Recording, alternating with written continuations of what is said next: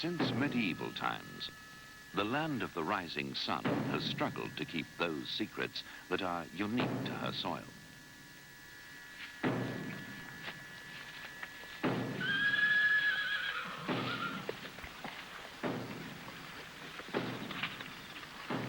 The samurai is the traditional warrior figure of Japan.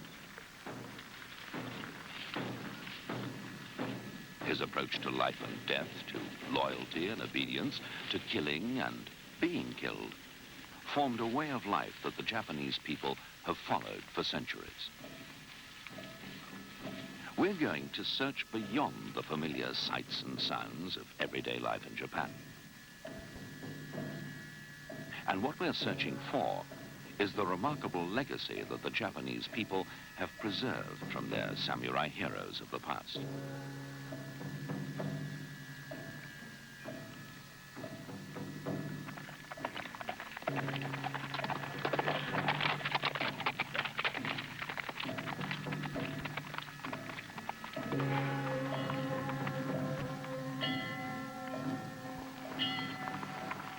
Their fighting arts are known today as the way of the warrior, or the way of the sword.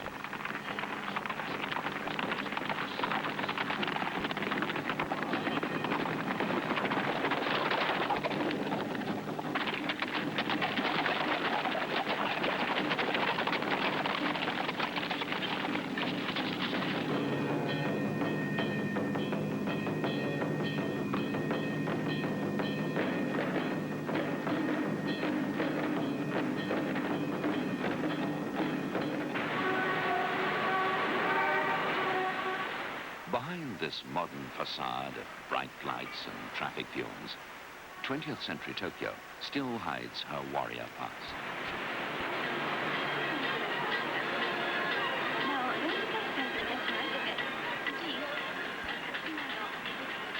This may be the most crowded, the most busy, the most modern city in the world, but in other ways, it's also one of the oldest and most private. Still, a favorite popular indulgence is the samurai film. It's been called a kind of Eastern Western.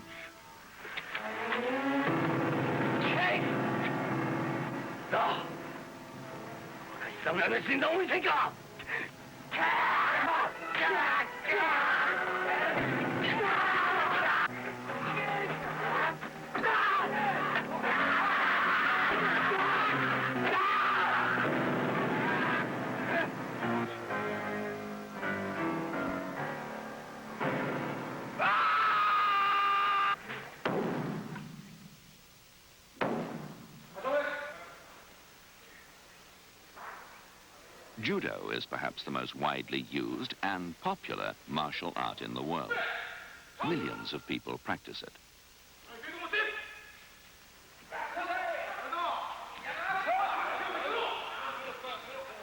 Developed only 40 years ago, Judo combines many fighting techniques in the most effective ways, combining weight, speed, and balance.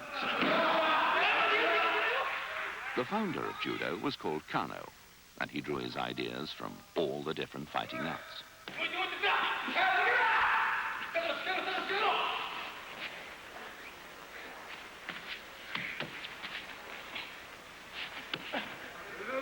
In Judo, we aim not just for physical, but also moral strength, for the self-perfection of the warriors of old.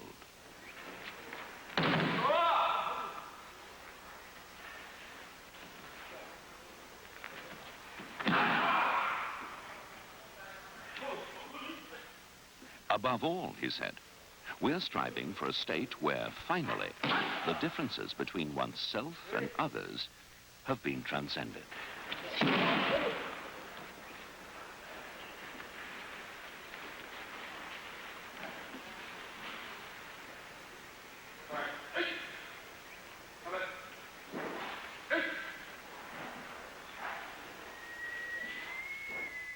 The first man to write down a code of conduct for the Japanese warrior was the great fighter, poet, and artist Miyamoto Musashi. From the metal sword of the samurai, he developed the subtler art of the wooden sword. Outside an ancient temple, these men are fighting with wooden swords. It's a formal style of combat.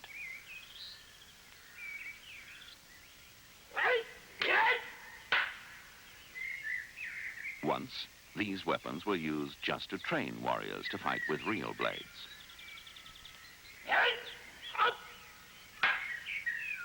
But many samurai came to regard these as superior to the metal blade. One blow could shatter sword or skull. Musashi defeated every rival with his wooden sword, until the day he was himself defeated by this combination of movements.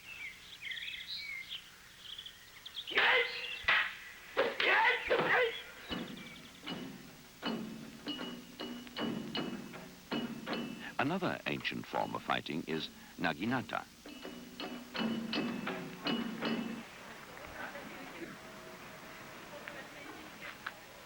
Women protected themselves and their families with it.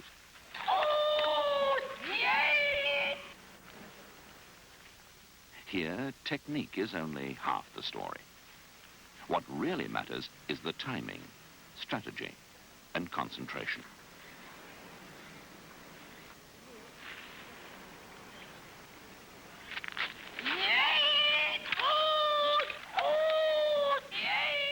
They say, in the eyes of the fighter lies her strength. In her mind, the strategy. Her body obeys with smoothly coordinated movements.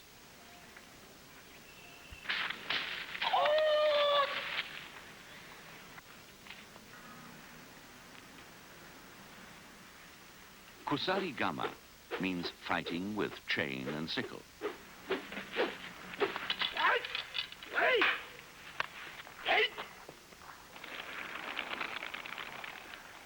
It was a useful way to attack a swordsman by ensnaring his sword with a chain and then hooking him from behind with a curved blade. In all these ways of fighting, you can sense the exact timing and concentration behind each move.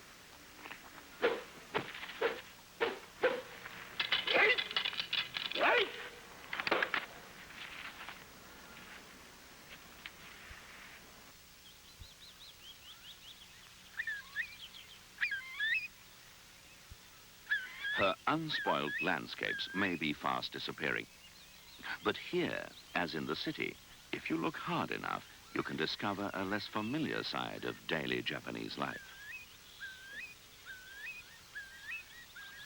The Japanese still remember their military traditions. Here, in a village near Osaka, children are being taught the way of the warrior. This training goes deep. They'll remember and practice it for the rest of their lives.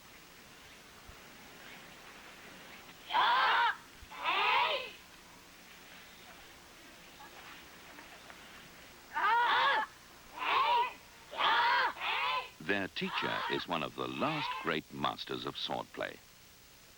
Practice hard so as not to shame your ancestors. Always think of the sword in your hand as a real one, with the power to spare or to kill.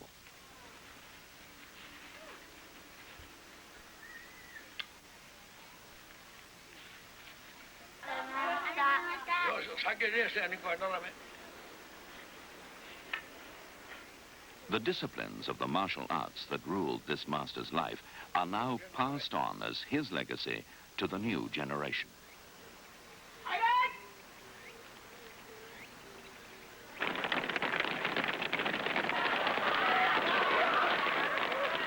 Other fighting arts are practiced in the most unexpected places. This is the police training center in Tokyo.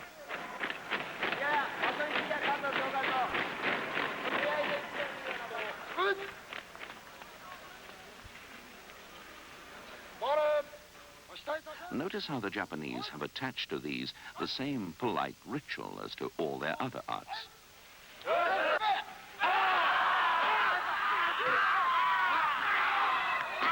This type of boxing is thought to have developed from Chinese kung fu.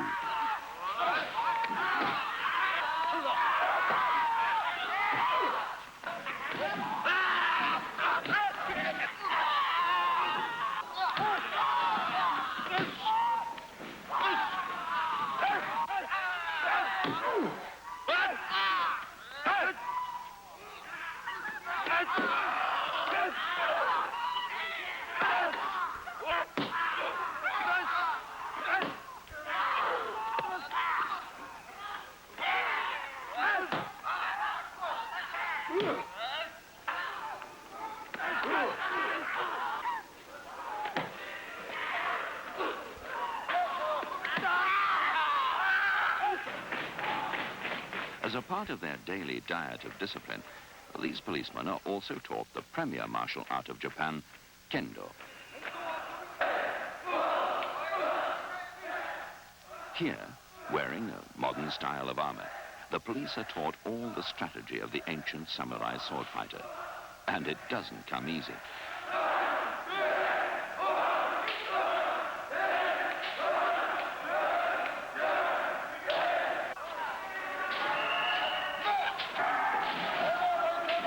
Though you might never have guessed it, this wielding of truncheons is the latest version of the swordplay of the ancient samurai. It's been adapted to meet the more practical needs of today.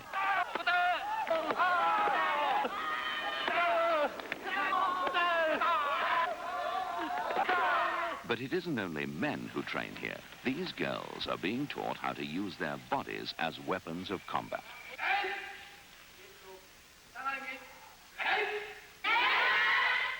The Japanese must look with mixed feelings on these meter wardens of tomorrow.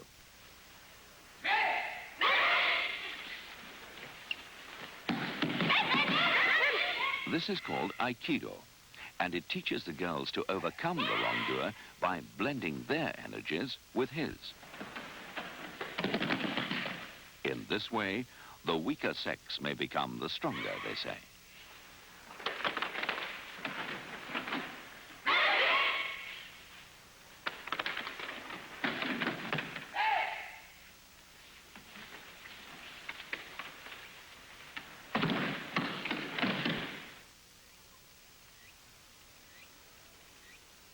The principles of Aikido are thought by some to date back to the 11th century, to the earliest samurai warrior clans at Kamakura. This giant bronze Buddha now marks that spot.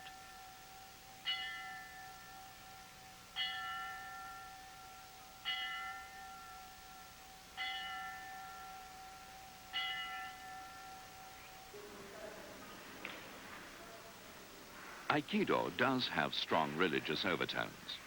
This is Master Ushiba Kishomara, widely regarded as its greatest living exponent.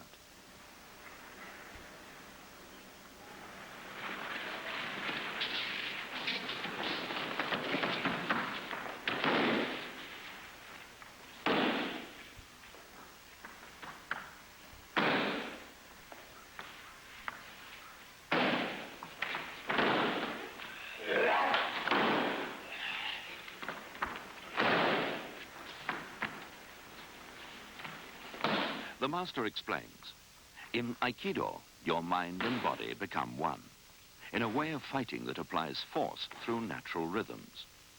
You defeat your opponent through a smooth circle of movement.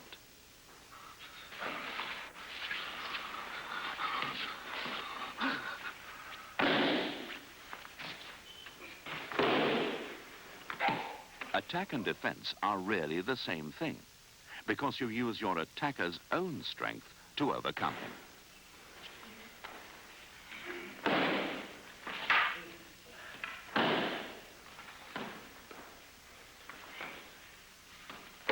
There's no thought of injuring or defeating your aggressor, says Master Kishomara. It's more like an elegant dance of the old days.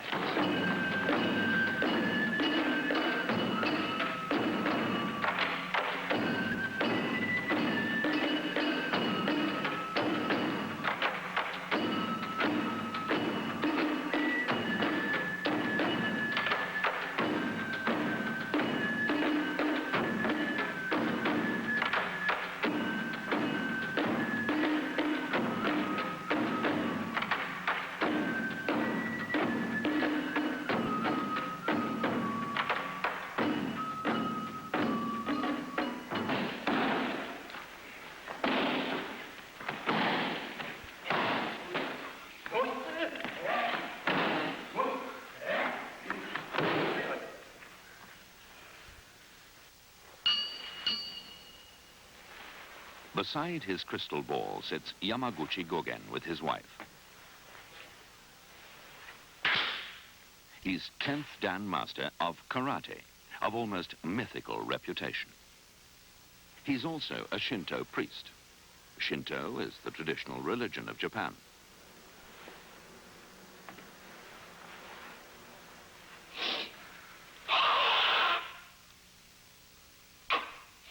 In my crystal ball, I conjure up spirits of past and future. I talk to the samurai warriors of old and to the fighters who are yet to come. And the secrets they tell me, I pass on through my karate school.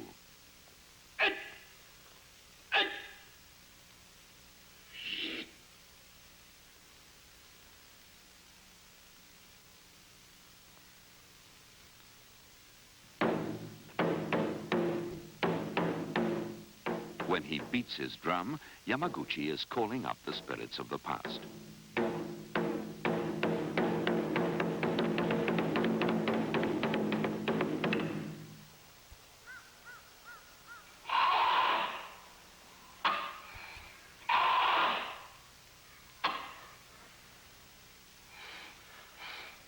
In fact, this karate school regards correct breathing as basic to everything. Here, the master practices lion breathing. It helps to concentrate energy inside his body.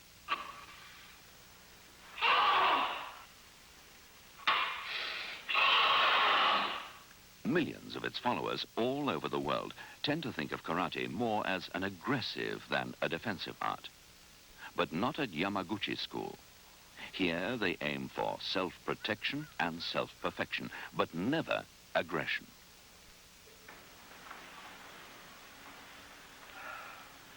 In Yamaguchi's words, karate is a discipline.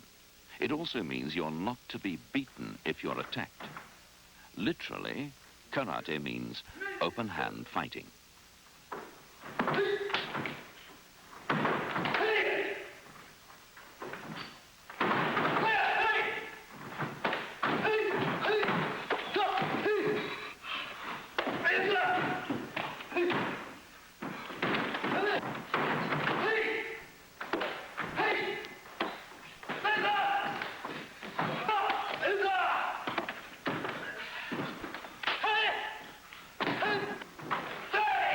Techniques of attack and defense involve using arms and legs as incredibly efficient weapons. You can punch and kick almost every portion of the body.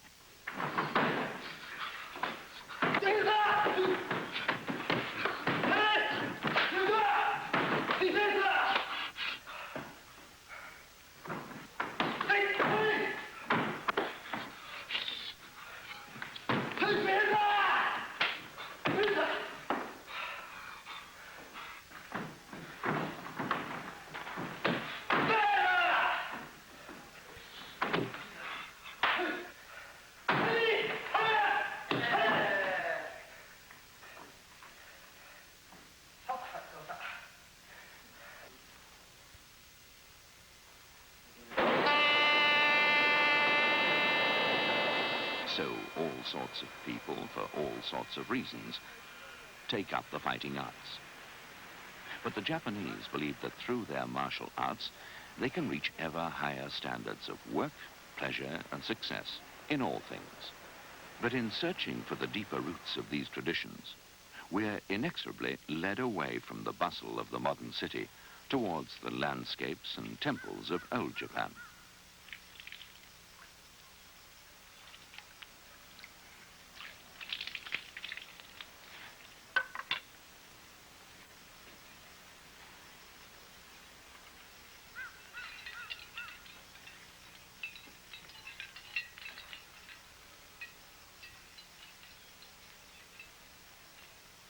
What we find here aren't just relics of a bygone age, but buildings which, behind their walls, preserve intact the ancient martial arts.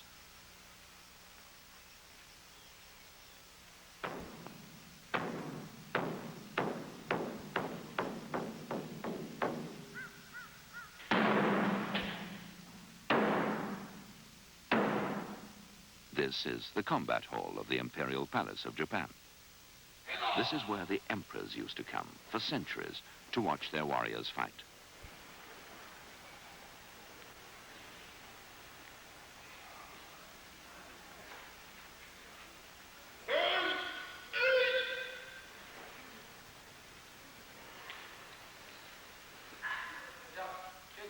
The Imperial Guard are about to take part in the foremost martial art of Japan, Kendo.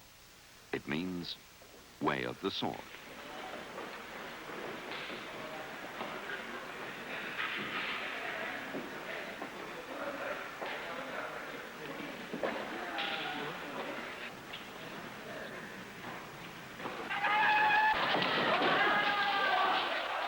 Kendo tournaments begin with a practice warm-up. It sounds strange, but these fighters believe their bout is won before it even takes place. Like the ancient samurai, they believe that the man who has the stronger mind, the sounder tactics, the deeper understanding, has won before he ever lifts his sword. Two teams of the Imperial Guard from different districts of Japan prepare to fight. The white team is from the south, the blue from the north. Kendo is fought with bamboo swords that have developed from the original samurai weapon. Targets include the head, throat, and wrists.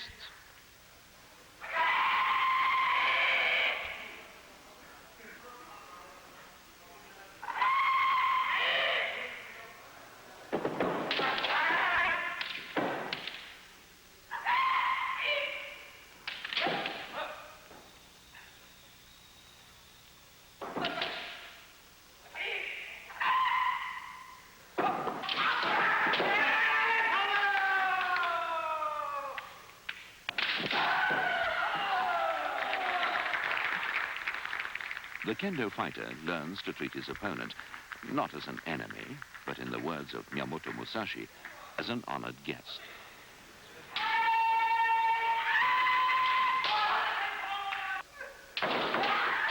Your opponent becomes like a mirror held up to you, reflecting your own doubts and weaknesses.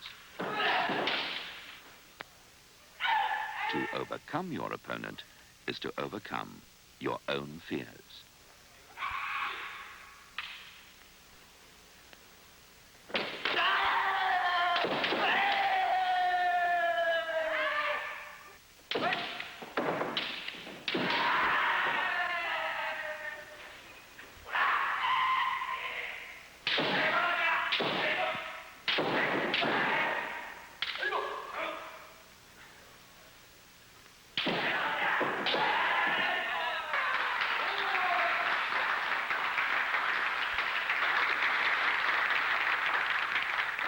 As in all other martial arts, the combat is completed by ritual bowing. They say this shows respect for your opponent and respect for the combat hall that preserves the spirits of the fighters who went before you.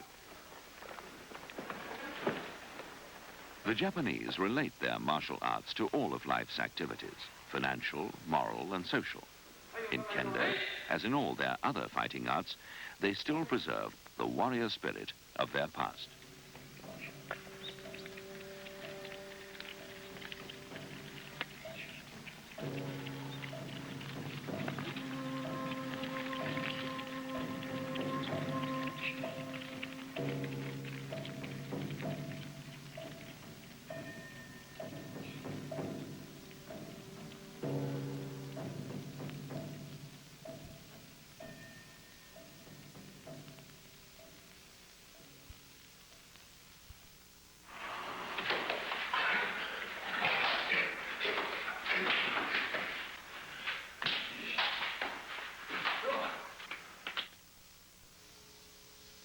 Now, direct from the Contour Chair Lounge Company, a $200 rebate check paid only to the order of you. Pick up your phone, make one free call, and this $200 check will be mailed to you free. But hurry, because Contour is bringing out the checkbook for a limited time only to offer you this fantastic free rebate check worth $200 off the purchase of any new Contour chair.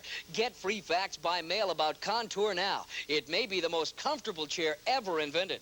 Contour chairs are custom built to fit you like tailor-made clothes, adjust to hundreds of relaxing positions, and offer optional built-in heat and massage, too.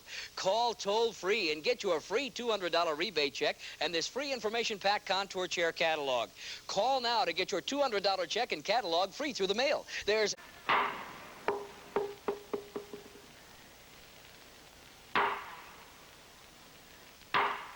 This is Tofukuji, one of the oldest Zen temples in Japan.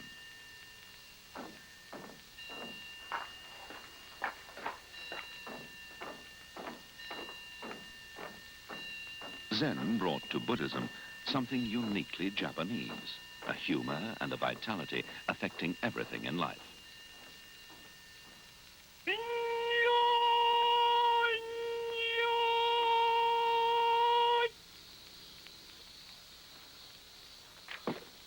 All the Japanese fighting arts have Zen Buddhism at their roots. This shooting has an extraordinary, almost religious precision to it.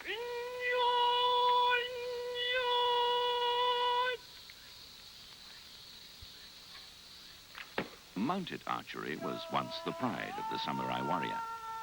Still today, at weekends, city workers and students practice the same thing with battle cries of old, astride a wooden horse.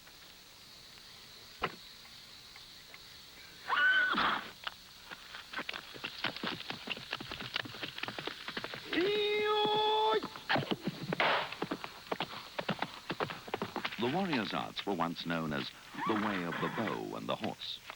The way didn't just mean technique, it meant a whole approach to life.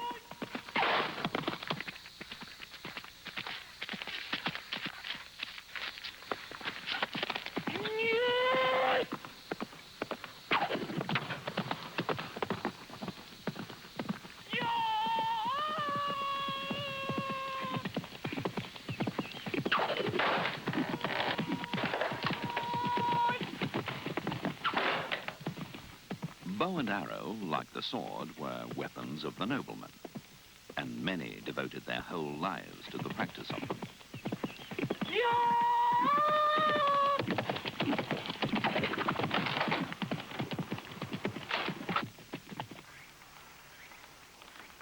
Kyudo, or Japanese archery, is still practiced in the homes of the old samurai families, like Master Ogasawara's.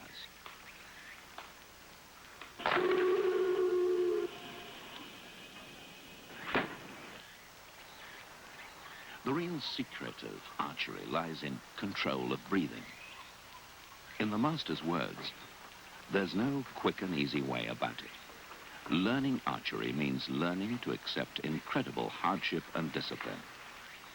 Zen teaches us that it's through breathing that we come to understand ourselves.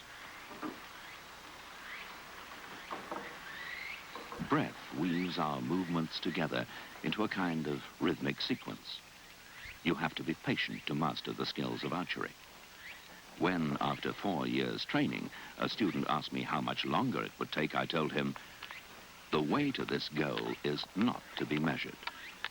Of what importance are weeks, months, or years?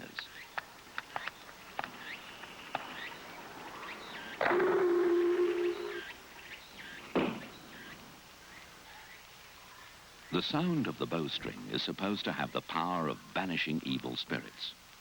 Certainly, enormous strength is needed to shoot these 6-foot bamboo bows. The master warns his pupils. Slowly, you will find yourself becoming a different person. For archery means a profound, far-reaching contest of the archer with himself.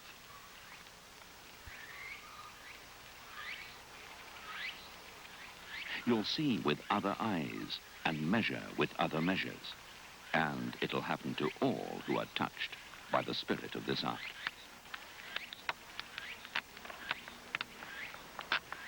The instructor is Master Ogasawara, whose ancestors in the 14th century first explained the ways of archery.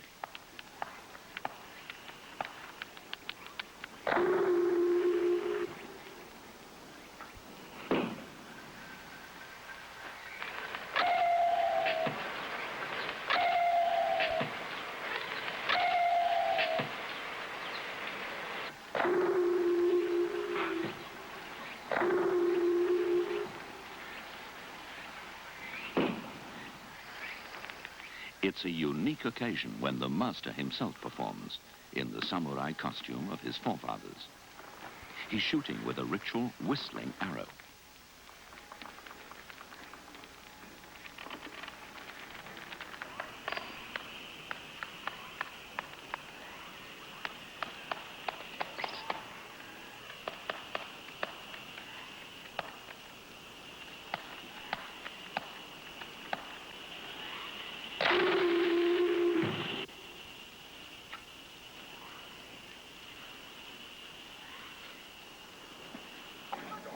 The most important public event for the archers is their autumn festival in the town of Kamakura.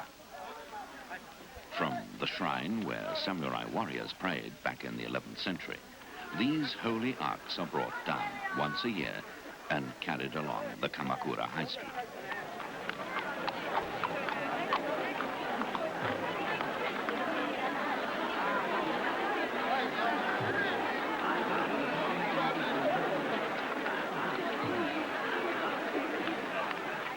This symbolic procession opens the festival.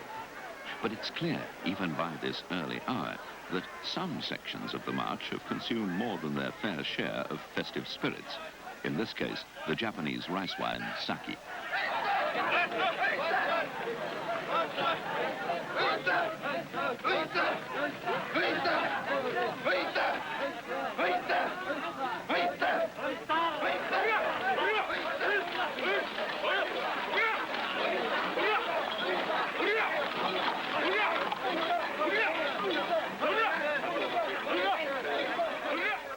This whole procession is in honor of the Yabusame, the traditional horse archery festival that has been happening here each year for centuries.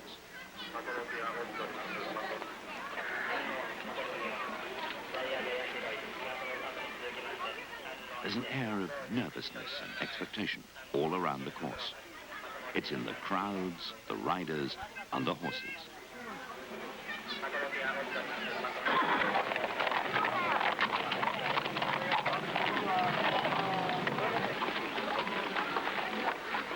As in ancient times, the fan of war is raised to start the contest.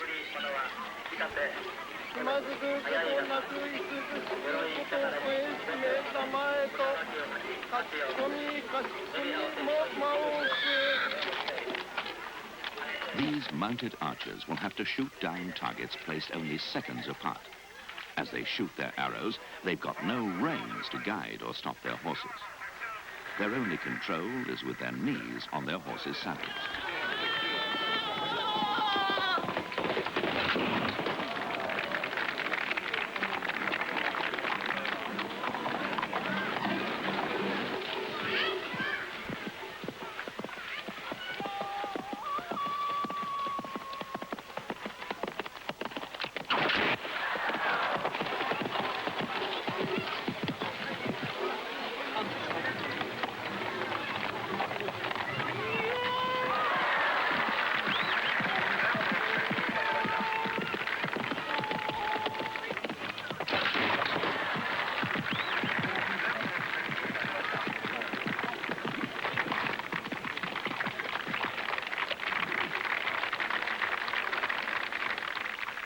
The fan of war is raised one final time.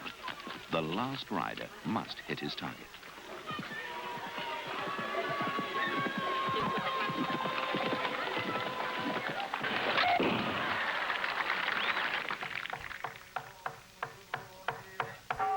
The real spirit of archery, like most other martial arts, is found in the practice of Zen Buddhism.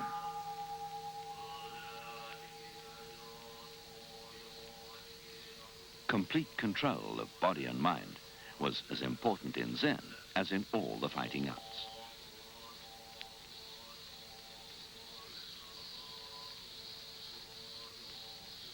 The priests always said, Zen means to act without looking back. So Zen is the faith of the samurai warrior.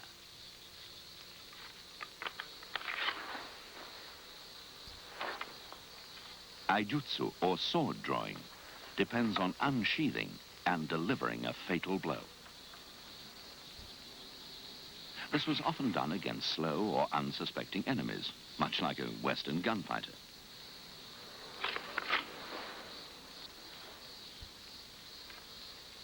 Breathing rhythm and concentration govern every move.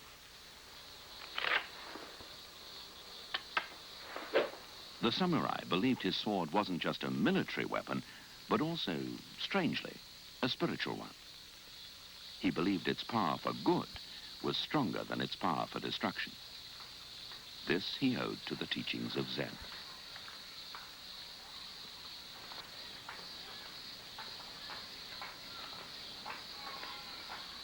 The garden of the Zen temple is precisely laid out as a physical picture of the spiritual world.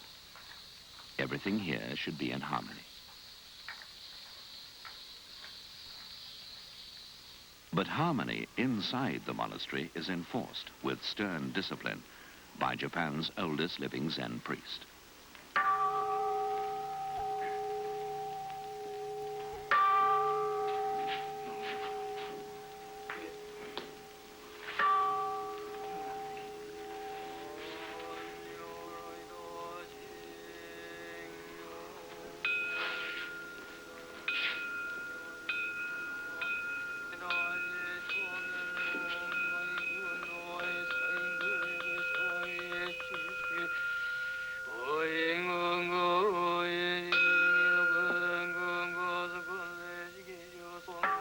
But Zen priests have never been recluses. They themselves practice most of the fighting arts, including wooden staff combat.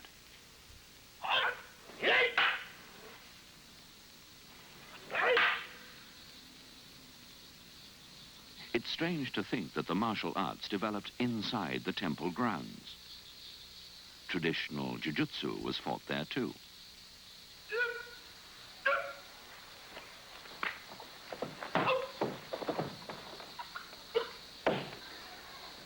Jiu-jitsu means using your body as a weapon of combat. It was a basic part of samurai training, together with horsemanship and etiquette.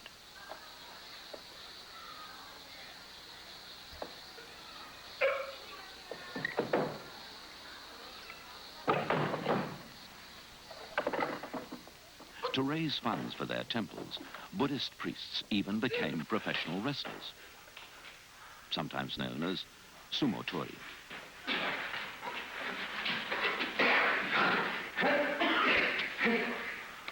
This is a sumo stable near Tokyo today. The fighters live and train here. Sumo is a sport that's changed little over the centuries, and it's still the most popular in Japan.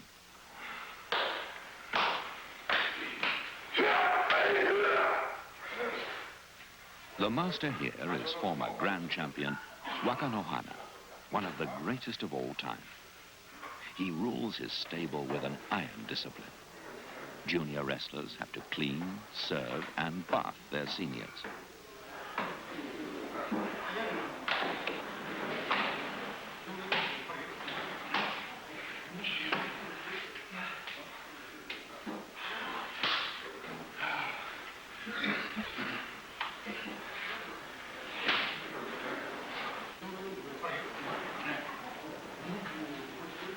Sumo is fought in sand-covered rings that are kept spotlessly clean. Even a drop of blood can stop a fight.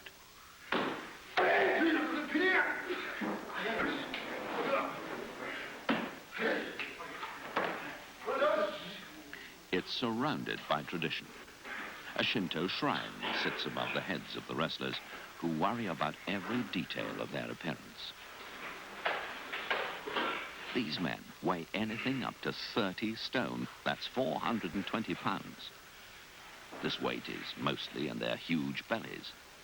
They need a low center of gravity for fighting, so short legs and fat stomachs are the ideal figure for the sumo man. Uniquely, the master's younger brother also fights here, champion Takanohana. He's the pin-up boy of sumo. He's 25 and makes TV commercials and pop records. Many frown on his commercialism, but at the moment he's national sumo champion of Japan.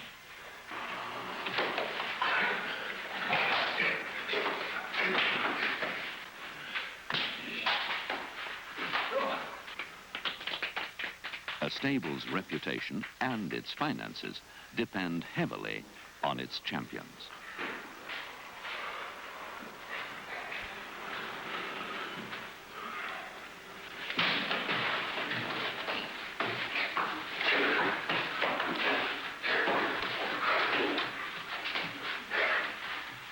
In a fight, a good grip on your opponent's belt means almost certain victory.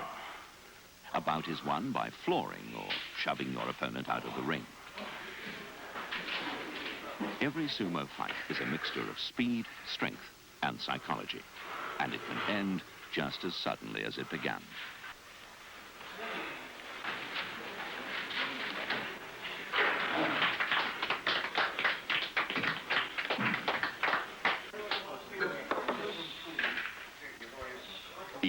Today, after wrestling, the main meal is served. The seniors eat first, and the juniors take what's left.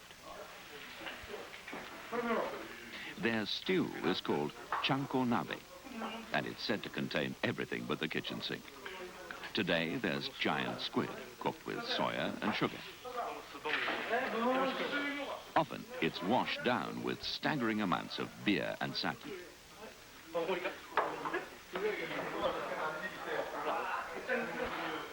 Sumo fighters are regarded as a privileged class in Japan, and they take full advantage of the fact.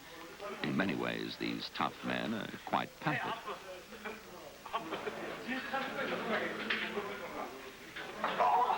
Sumo fighters in Japan enjoy the same kind of following as, say, pop stars in the West.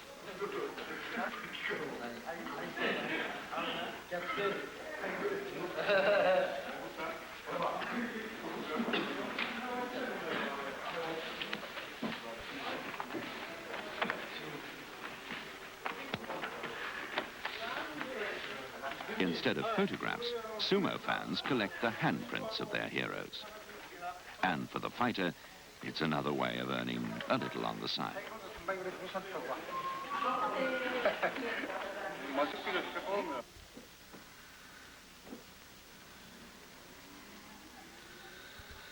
Everything in the sumo stable is disciplined and communal.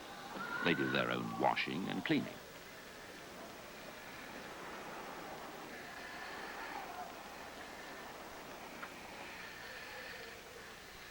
Almost all the wrestlers sleep in dormitories, whether they're champions or novices.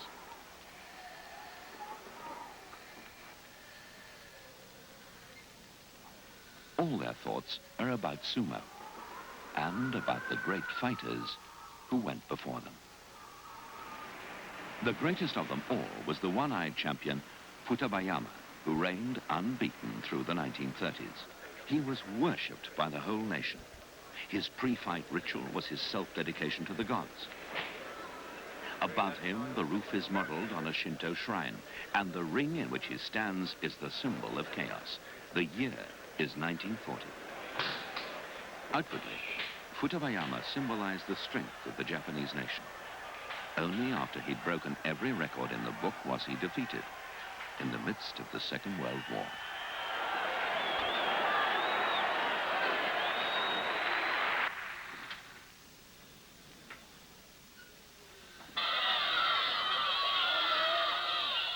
In the years that led up to the war, it had been decreed that the art of sumo must be taught to all male children. Japan's schools are for the sake of the nation, not of the pupils.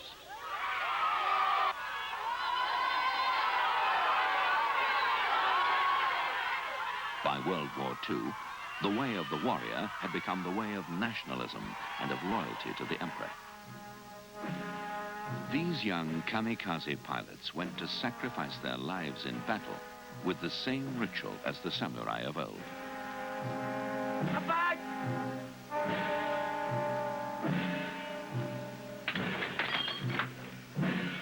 So greatly had the real warrior spirit become perverted.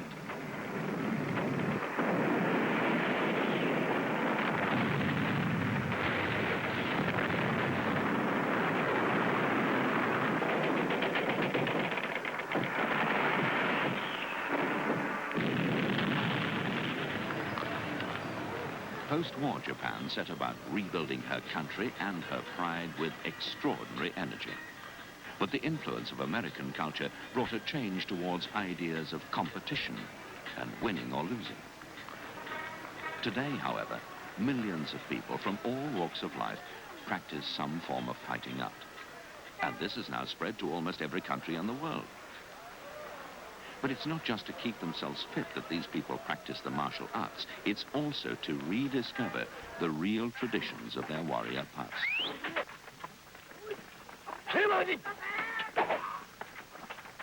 So there's a nostalgia about the samurai heroics in their films, however fantastic they may seem to us.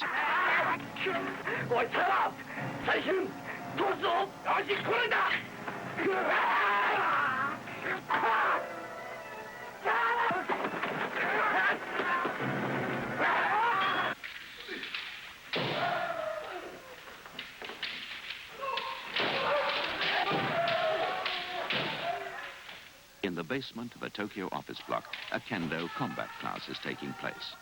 Kendo, the way of the sword, is the father of all the fighting arts.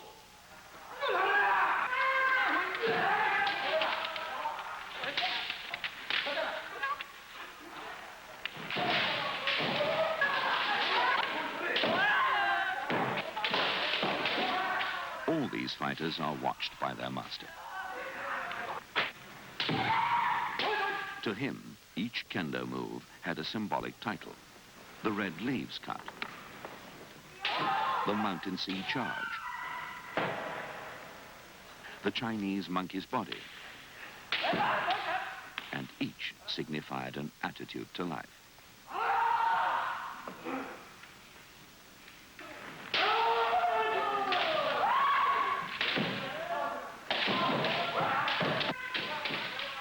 So these fighters like to think of their kendo hall as society, and each kendo exercise as their everyday affairs.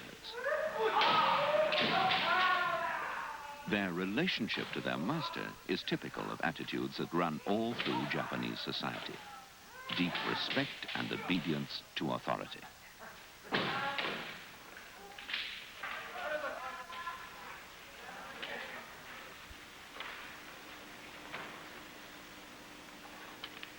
Towards the close of each session, the master himself rises to demonstrate the fighting ways of the samurai warriors. He says, "In doing this, I am rekindling the spirits of the past. So past and present become one in the moment of combat."